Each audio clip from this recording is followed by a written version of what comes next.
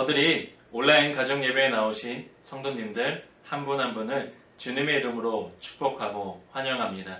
이 시간 온전히 하나님만을 찬양하며 우리의 몸과 마음을 다해 하나님을 높여드리길 바랍니다. 이 예배를 통해 우리가 다시 한번 믿음을 붙잡고 세상 가운데서 하나님의 위대하심과 함께하심을 선포하시기를 소망합니다.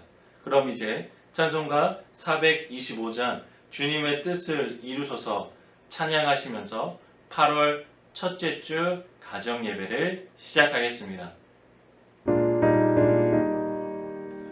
주님의 뜻을 이루소서 고요한 중에 기다리니 진흙과 같은 날 빚으서 주님의 영상 만드소서 주님의 뜻을 이루소서 주님 발 앞에 엎드리니 나의 맘속을 살피시사 눈보다 희게 하옵소서.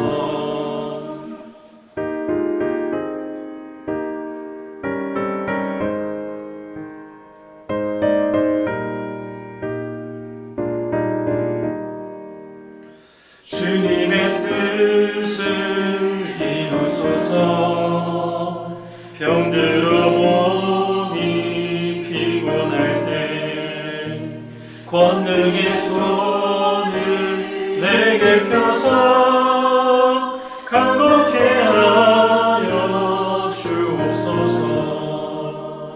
주님의 뜻을 이루소서 온전히 나를 주장하사 주님과 함께 동행함을 만민이 알게 하옵소서.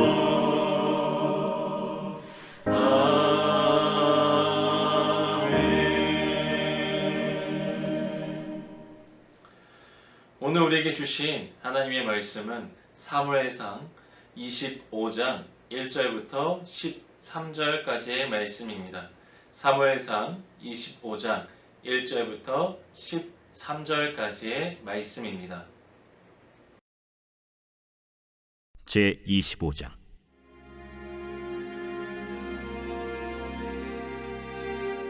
사무엘이 죽음에 온 이스라엘 무리가 모여 그를 두고 슬피 울며 라마 그의 집에서 그를 장사한지라.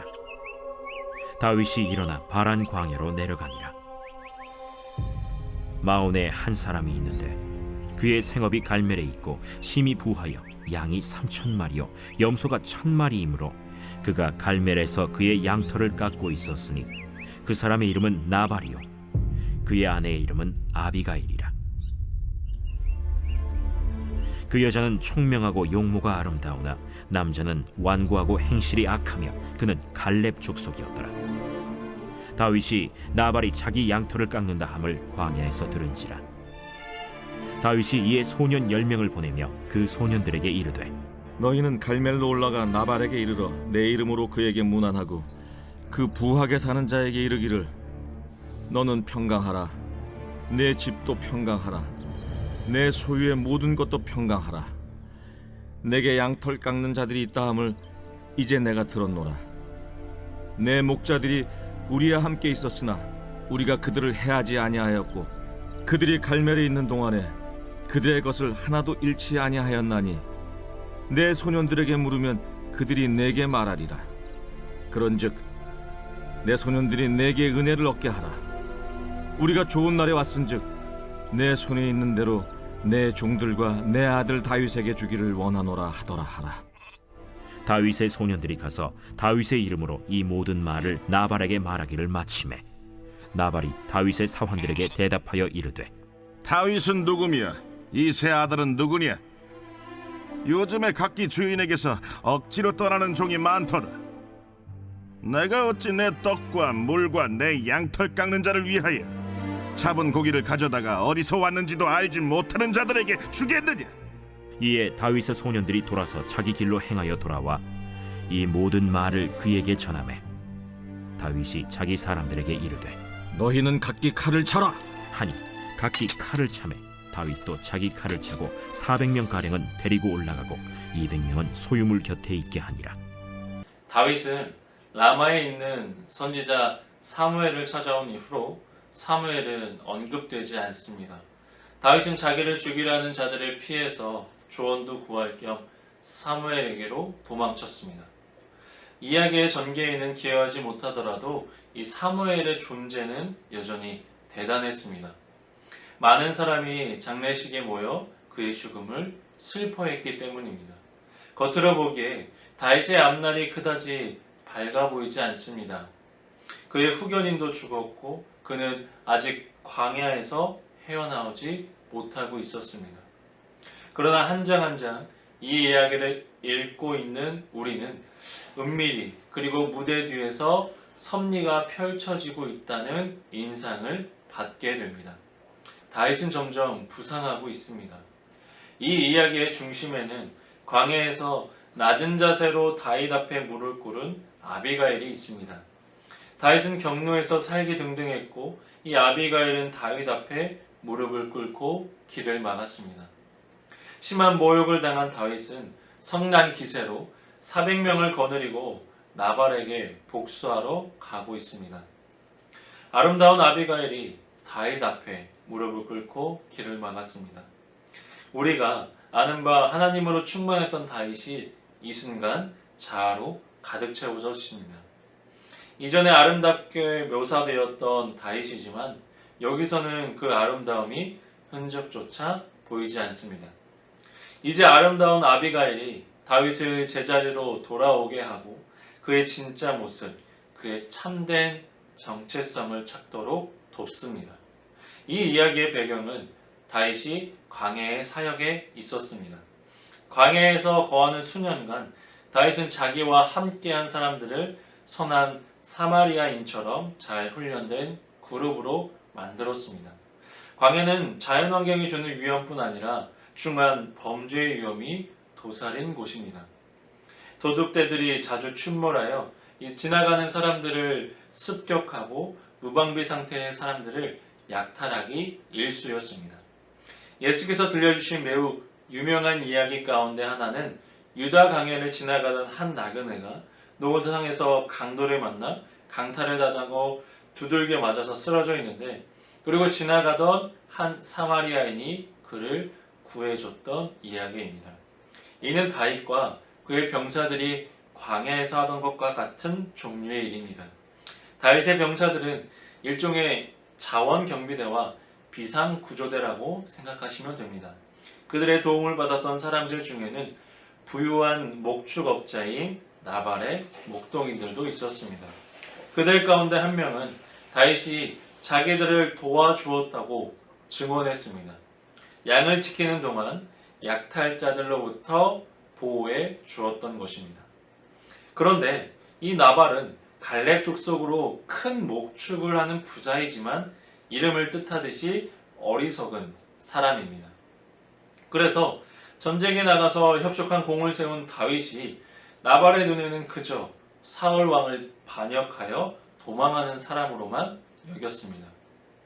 나발에게는 다윗이 장차 왕이 되어 나라를 다스리는 사람이 될 것이라는 분별력과 영적인 통찰력이 없었습니다. 반면에 아내 아비가일은 겸손하고 자비로우며 지혜로운 여인입니다. 어리석음과 지혜로움으로 대비되는 이 부부는 그 차이만큼이나 완전히 다른 길을 걷게 됩니다. 그 차이를 가져온 것은 하나님의 뜻을 따르는 지혜로움과 겸손이었습니다. 우리는 하나님의 뜻을 알지 못하고 하나님이 행하신 일에 대해 분별력이 없으면 자기의 욕심에 따라 행동하며 살아갑니다. 하나님의 은혜로 말미암아 진리의 빛을 분별하지 못하면 열심을 내면 낼수록 하나님을 거스르는 사람이 됩니다. 하나님의 뜻을 이해하는 바른 분별력과 영적 통찰력이 오늘의 말씀을 듣는 우리 모두에게 임하기를 바랍니다. 어리석은 자는 하나님이 창조하신 세상에서 무슨 일이 일어나고 있는지 모르는 사람입니다. 어리석은 자들은 무지에서 자세히 찾지 않는 사람들도 어찌할 바를 몰라 생각해보지 않은 사람들도 아닙니다. 나발은 그 모든 것을 알고 있었고 이해하고 있었고 요령 또한 익숙했습니다. 당시 문화에서 양털 깎는 기간이 되면 사람들이 축제를 즐기며 남들에게 베푸는 전통이 있었습니다. 다윗이 나발에게 사람을 보내어 양식 지원을 요청한 것은 당시의 상황에서는 무리한 요구가 아니었습니다. 그러나 나발은 그 요구를 듣자 다윗의 이름을 한 번도 들어본 적이 없었다는 듯이 광야에 떠돌이 취급을 하면서 이 다윗을 모욕하며 거절했습니다. 다윗이 인격적으로 어떤 사람인지 그의 됨됨이를 헤아려 알지 못하는 나발의 어리석음은 상대를 무시하는 무지함 때문이었습니다. 나발은 종들을 통해 들었던 것도 모두 무시하고 자기의 생각대로 판단하며 다윗을 인격적으로 존중하지 않았습니다. 누군가를 인격적으로 잘 존중해주고 귀히 여기는 것은 훗날에 닥칠 큰 해를 미리 막는 길입니다. 반면에 누군가를 인격적으로 무시하고 함부로 대하는 것은 하나님 앞에 죄를 범하는 것입니다. 그동안 사울한테는 대단한 자제력으로 부드럽게 대해온 다윗이 이제는 자제력을 잃고 이 나발을 죽이기로 결심합니다. 본문은 다윗의 인내와 선한 성품이 중심을 잃고 있음을 우리에게 보여줍니다. 사울의 추적과 그 일라, 십사람들의 배신에도 여간에서는 흔들리지 않았던 그 다윗이 예기치 않은 사무엘의 죽음과 그로 말미암아 더욱 신변의 위협을 느끼게 되고 그러한 상황에서 마온 사람 나발마저 자신을 모욕하자 그만 마음의 평정을 잃고 나발에게 군사력을 동원해 복수하고자 합니다. 이러한 사실은 아무리 인간이 훌륭한 인격을 가지고 있다 할지라도 이 극한의 상황에서는 언제든 인내도 인격도 흔들릴 수 있음을 보여줍니다. 그러므로 우리는 언제나 자신의 신앙을 자신해서는 안 됩니다. 시련은 줄지어 찾아오고 그것은 우리의 한계를 자주 시험하기 때문입니다. 이러한 때일수록 우리는 왜 하나님께서 나에게 이런 시련을 주시는가 라고 원망하기 전에 그러한 극한 시련을 능히 극복할 수 있는 믿음을 달라고 주께 기도하며 나아가야 합니다. 다윗과 이 나발의 이야기 가운데 우리의 모습도 발견하게 됩니다. 때로는 이기적이고 무관심하며 많은 일에 분노합니다. 하지만 하나님은 이 아비가일을 통해 다윗의 죄를 짓지 않도록 하십니다. 도움의 손길을 보내주셨던 거죠. 마찬가지로 우리의 삶도 그러하다고 봅니다. 하나님은 우리에게 많은 도움의 손길과 은혜를 허락해 주십니다. 그리고 우리에게 사랑 또한 주십니다. 이러한 주의 은혜로 우리는 우리와 함께 하시는 하나님을 바라봅니다. 변화할 수 없을 것 같은 우리도 하나님은 주의 성품으로 우리를 변화시켜 주십니다. 오늘의 삶도 하나님을 찬양하며 하나님의 이끌어 주심에 감사하는 우리가 되기를 소망합니다. 다윗의 여정처럼 늘 어렵고 힘든 여정 가운데였지만 그는 많은 사람의 도움을 통해 그 모든 일을 이겨나아갑니다. 하지만 그 모든 뒷배경에는 하나님이 함께해 주셨습니다. 오늘의 말씀을 듣는 모든 분들도 지금도 우리와 함께 하시는 하나님을 기억하며 감사하시기를 바랍니다. 우리의 모든 것 되시고 우리의 모든 것을 주관하여 주시는 하나님께 우리가 더욱더 감사함으로 또한 순종함으로 또한 삶의 응답으로 나아가시는 우리 모든 성도분 되시기를 간절히 소망합니다. 기도하겠습니다. 사랑의 하나님, 언제나 우리를 주의 선한 뜻 가운데 걷게 하시니 감사합니다. 때로는 우리의 삶 가운데 분노와 어려움이 찾아오지만 그 순간 하나님을 기억하게 하시고 하나님으로 인해 모든 것을 내려놓는 겸손함을 가지는 우리가 되게 하옵소서. 하나님 오늘의 삶도 하나님께서 주시는 지혜와 분별력으로 세상 속에서도 하나님의 뜻을 발견하며 하나님의 은혜에 감사하기를 원합니다.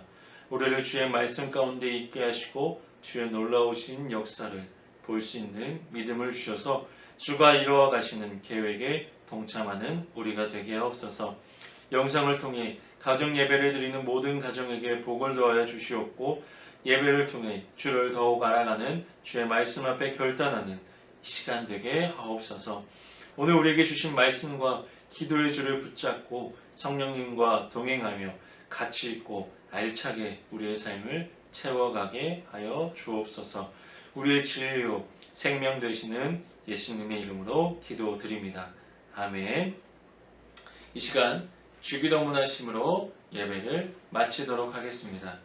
하늘에 계신 우리 아버지, 아버지의 이름을 거룩하게 하시며 아버지의 나라가 오게 하시며 아버지의 뜻이 하늘에서와 같이 땅에서도 이루어지게 하소서.